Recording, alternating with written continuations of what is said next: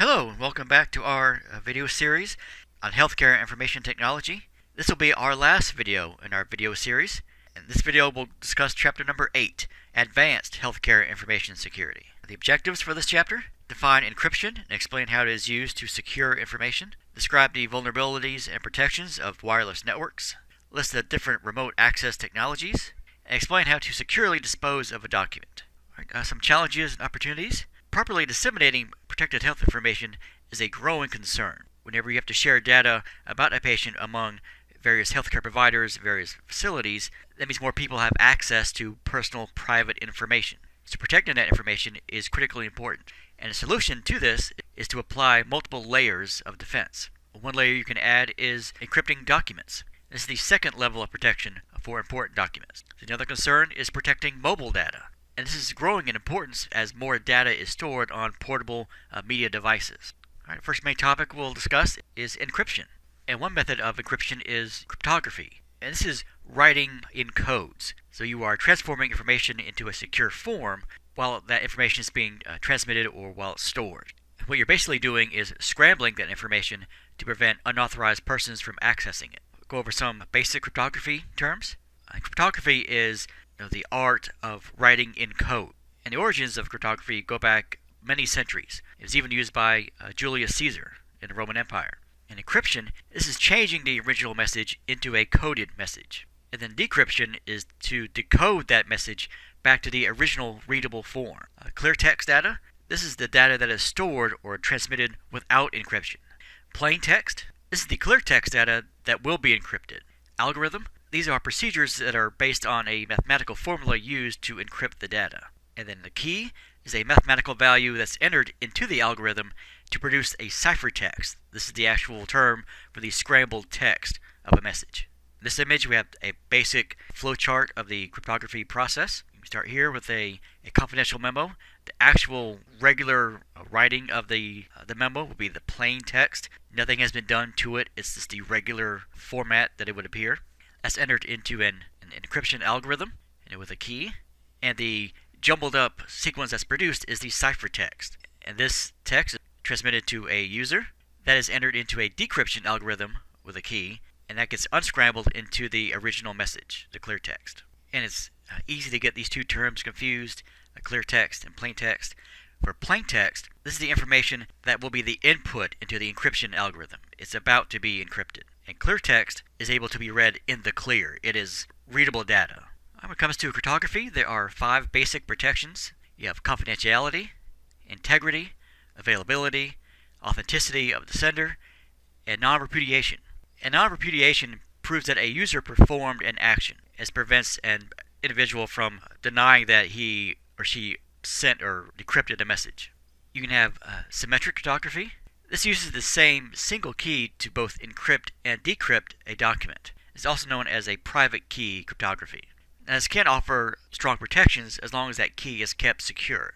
Data encryption standards, DES, one of the first widely used symmetric cryptography algorithms. In this table, we have the information protections by cryptography. We have confidentiality, it ensures that only authorized parties can view that document. Integrity ensures that the information is correct and that the data has not been altered. Availability ensures that the data is accessible to authorized users. Authenticity provides proof of the genuineness of the user. And lastly, non-repudiation proves that a user performed an action.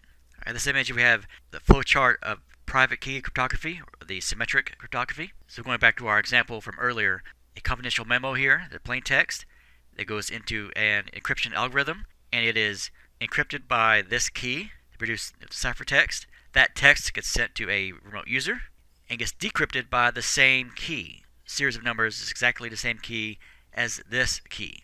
So using one single key to both encrypt and decrypt a message. And of course the result will be the plain text reading of that confidential memo. Now beyond the DES standard is what's known as the 3DES, or triple data encryption standard. This uses 3 rounds of encryption rather than just one. And then the ciphertext that's produced from one round actually becomes the input for the second iteration. And when all this is completed, there are 48 iterations in the encryption. So more encryption means more protection. And the most secure versions of 3DES use different keys for each round. And here's how that would work. Again, starting with our confidential memo in plaintext, gets entered into the encryption algorithm for round 1 with this key to produce this ciphertext for round 1. This text now becomes the input for the encryption algorithm for round number 2 with a totally different key to produce this ciphertext. This now becomes the input for encryption algorithm number 3 with a totally different key to produce a totally new ciphertext. So 3 individual rounds of encryption using 3 individual separate keys. Okay, other than the DES, you have AES, the Advanced Encryption Standard. This is a symmetric algorithm that was approved in the year 2000 to replace the DES standard. And it's designed to be secure well into the future. In addition to symmetric cryptography, you have asymmetric cryptography. It's also known as public key cryptography. In this system, you use 2 keys, not just 1. You have a public key and a private key. The public key is known to everyone and very freely distributed, and the private key is known to only one individual. Asymmetric cryptography has some very important principles. There are key pairs, one for the public and one for the authorized person. The public key does not need to be protected since it's so widely distributed. The private key should be kept very confidential. Another important principle of this type is that the keys should be able to work in both directions. That a document that's encrypted with a public key can be decrypted with the corresponding private key and vice versa. So that's why these keys are paired together. What encrypts one can decrypt the other. And here's how this would work. You have a confidential memo from up here in the plain text being sent to the encryption algorithm with a public key, producing the ciphertext that gets sent to the user, and that ciphertext is decrypted with a private key, only viewable by this person, Alice. So using 2 different keys to encrypt a message and to decrypt a message, one public, one private. That's why it's asymmetric. Applying cryptography. Cryptography frequently is used to protect data in one of 2 states, either at rest or in motion. At rest, this is when the data is being stored, and in motion is when data is being transported through electronic communication, so as it's being sent to someone. Now, cryptography can be applied to individual files or databases or removable storage devices or file servers and LAN storage. It can be applied to a network-attached storage device. This is one that is connected to the network to provide more storage. And a storage area network is a dedicated network just for storing data and is not directly accessible to devices through the LAN area network. Encryption software can be used to either encrypt or decrypt files one by one. Software products. When it comes to software products, there are 2 very commonly used ones. PGP, Pretty Good Privacy, and GPG, also known as the GNU Privacy Guard. Those are 2 common examples of encryption software products. Microsoft's EFS, Encrypting File System. This is used to protect groups of files in a specific folder, and the encrypting and decrypting processes are transparent to the user. You can have whole disk encryption, which is used to protect all the data on a hard drive, so not just individual files or individual folders, but all of the data. An example of this would be a BitLocker, which is a drive encryption software. You can have hardware encryption, and this cannot be exploited like software cryptography can. You can also have self-encrypting hard disk drives, which can protect all the files that are stored on them. And if the authentication process fails, the drive can be configured to deny access or perform cryptographic erase on certain data. The Trusted Platform Module, or TPM, this is a chip on the actual motherboard of the computer. This provides cryptographic services to all devices. This will prevent the computer from even booting if system files or data have been altered. And if the hard drive is moved to a different computer, the user must enter a recovery password to gain access. Encrypting communications. Cryptography can protect data as it moves across the network. This leads you to SSL, Secure Socket Layers. And this is the protocol for securely transmitting documents over the internet. This will use a public key to encrypt the data over an SSL connection. The Transport Layer Security, or TLS. This is an extension of the SSL, and this will guarantee privacy and data integrity between applications that are communicating over the internet. The Hypertext Transport Protocol over Secure Sockets Layer, or HTTPS. This is the encryption protocol to secure web communications. So anytime that you are, say, shopping online, the website that you're using should be listed as HTTPS. It means it is a secure encryption of your data. The IP security, IPsec, this is a transparent security protocol, and there's no need to install or configure any kind of software.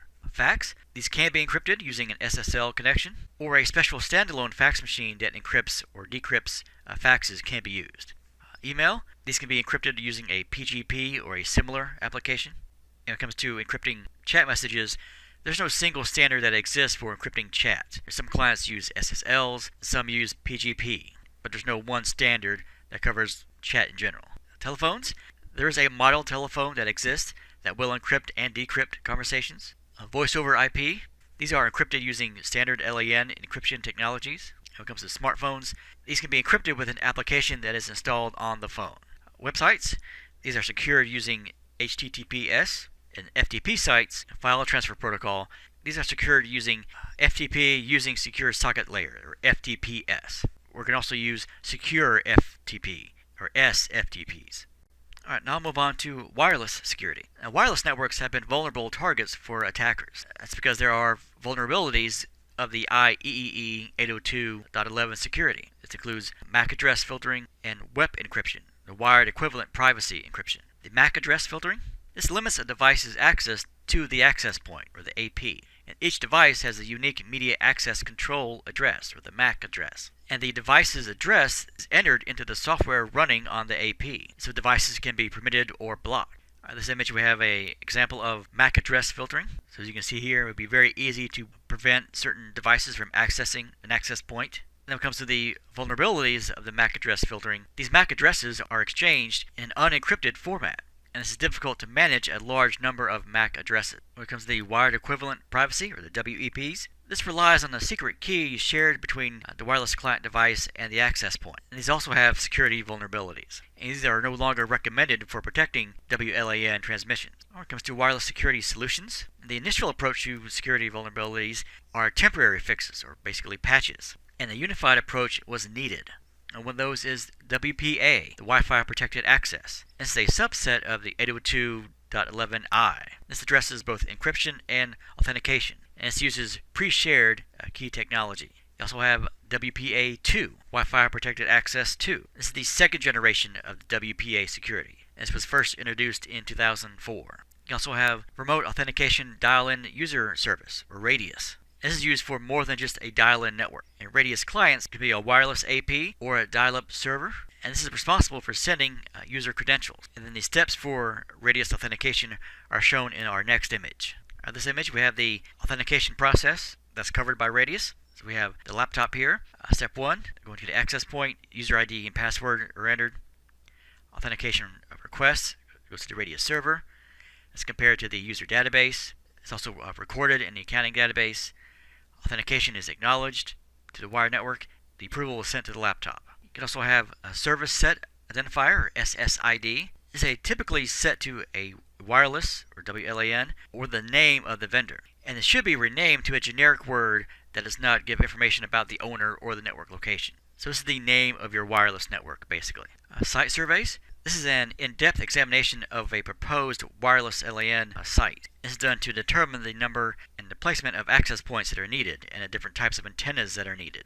Antenna placement should be located near the center of the coverage area to offer the most coverage for the most people, and it's recommended to mount as high as possible. See, power level controls. The power of the wireless network should be adjusted so less of the signal leaves the actual premises. There's no need for anyone outside of your facility to be able to use your wireless network. Rogue access points. These are serious threats to network security. These will allow attackers to intercept the RF signal and then bypass network security. There are multiple methods of detecting these rogue access points. A security personnel walk the area with a protocol analyzer, and you can continually monitor the RF airspace with a wireless probe. And when it comes to the different kinds of wireless probes, they can be a wireless device probe, they can be a desktop probe, an AP probe, or a dedicated probe. Right now, I'll talk about remote access. Now, security for remote access connections is important, and there are three typical types of remote access. You have the virtual private network, the terminal emulation, and the remote control application. Now, the VPN, the virtual private network, this uses an unsecured public network as if it were a secure private network. This will encrypt all data transmitted between the remote device and the network, and encrypted packets are encapsulated in a second packet. The endpoint, this is the end of the tunnel between the VPN devices. So this can be the software on a local computer or a dedicated hardware device. The VPNs can be software or hardware based. Software-based VPNs offer the most flexibility in managing network traffic, and hardware-based VPNs are more secure and have better performance. When it comes to the tunneling protocols used for VPN transmissions, there are two main ones. You have point-to-point tunneling protocol, which we'll see illustrated on our next image. You can also have layer 2 tunneling protocol, or L2TP. In this image we have the point-to-point tunneling protocol. So you have client devices here, cable modem or DSL or dial-up connection, the PPP connection between the client and the network access server, going to the internet, and the PPTP server, onto the remote network. Terminal emulation is a software application that allows a desktop computer to function as a terminal. And one of the most widely used applications for this purpose is Telnet protocol. An alternative to Telnet is SSH, Secure Shell, which is an encrypted alternative to Telnet used to access remote computers. On this table we have some examples of SSH commands. So you have their command name here, and then their description here. So R login would be the actual log on to a remote computer. RCP would be copy files between the remote computers, and RSH would be executing commands on the remote host without logging on. Remote control applications. This would require a RDC, a remote desktop connection. This is software that allows a user to connect to a remote computer, and the user can function as if he or she were sitting at that remote computer. Alright, now we'll talk about secure disposal. Now, securely destroying sensitive documents is an important process. It's important to prevent any unauthorized retrieval from the quote-unquote dumpster. So for secure information, you can't just throw it out in the trash. There must be a secure way to dispose of private personal information. When it comes to different types of records, there can be public records, private records, or legal health records. And these are documentation of healthcare services provided to an individual. And these will contain various types of information. Retention of medical records. The length of time for record retention will vary based on various regulations. When it comes to individual providers, the length of retention is usually 7 years after the last treatment date, or 3 years after that patient's death. So even though the patient may have already died, the facility is still required to keep their information on file for 3 years. When it comes to hospital retention guidelines, this time is 25 years after discharge for adults and up to age 18 for children. And images of these documents are sufficient. When it comes to the methods of record disposal, some examples include secure shredding, which is used to destroy paper documents. Sanitizing, this is removing only sensitive information from a document. This may involve the blacking out of text. Another method is the gauzing. This is used for electronic records. This will reset the magnetic charge to a neutral state. Alright, that brings us to the end of chapter number 8. A summary of what we discussed in this chapter. Cryptography transforms information into a secure form so that unauthorized persons cannot access it. Symmetric cryptography uses a single key to encrypt and decrypt a message. Asymmetric cryptography uses two keys, a public and a private key. Cryptography can be applied through hardware or software. Encryption can protect data that is stored or being transmitted across a network. WPA2 and IEEE 802.11i are foundations of wireless security protections today. A virtual private network uses tunneling protocols to communicate over a public network as if it were a secure private network. A legal health record is the documentation of healthcare services provided to an individual. And legal health records may be disposed of by shredding, sanitizing, or degaussing for electronic records. Okay, that brings us to the end of this chapter and also to the end of our video series on healthcare information technology. Hope you feel that you've learned something from this video series, and thank you for watching.